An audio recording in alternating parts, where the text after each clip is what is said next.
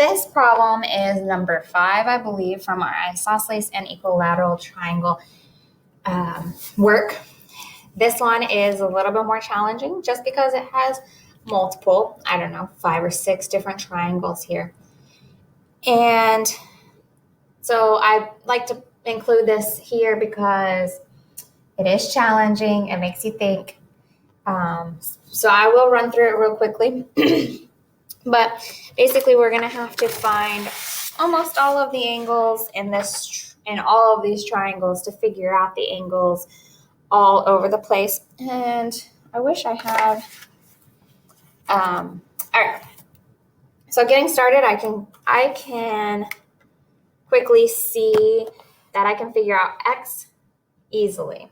So if I'm looking at this triangle, whatever, we've got this side and this side as congruent.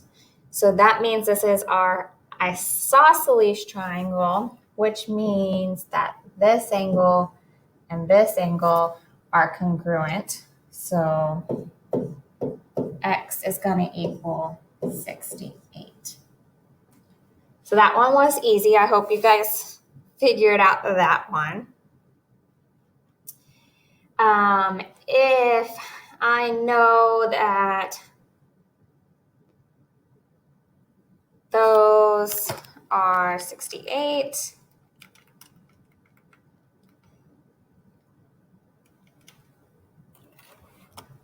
then I can figure out this angle in that triangle because our total triangle is 180, and I can take 180 minus 68 to give me that angle of 44 degrees. Okay, now looking at this triangle, we know that this side and this side are congruent, which again means that it's an isosceles triangle, which means that our two base angles are congruent. So Z equals 44.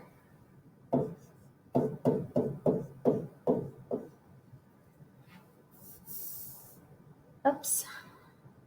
Oh, that doesn't matter. So Z is 44. And if my two base angles are 44, then that means my vertex angle, this whole thing right here, let me change colors. This whole thing right here is going to be 92. And we already know that x, this side, is 68. So I can take the 92 minus 68, and that will give me y. 92 minus 68, so y is 24. So don't make these too overly complicated. I think the first time I ran through this one, I did make it overly complicated and I found a bunch more angles than I needed to. But this is probably the simplest version and way of doing this. So if you wanted to, you could have tried to split this big purple triangle and the one I had highlighted in green up into 2 different triangles and solve it that way.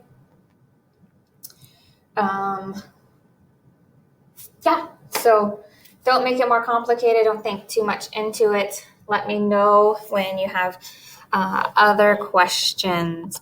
And speaking of the work, the one with the x squared, don't worry about that one. That one was definitely a fun one to throw in there to challenge you guys. If you did not get it, don't worry. You're not going to be counted off for not getting that one.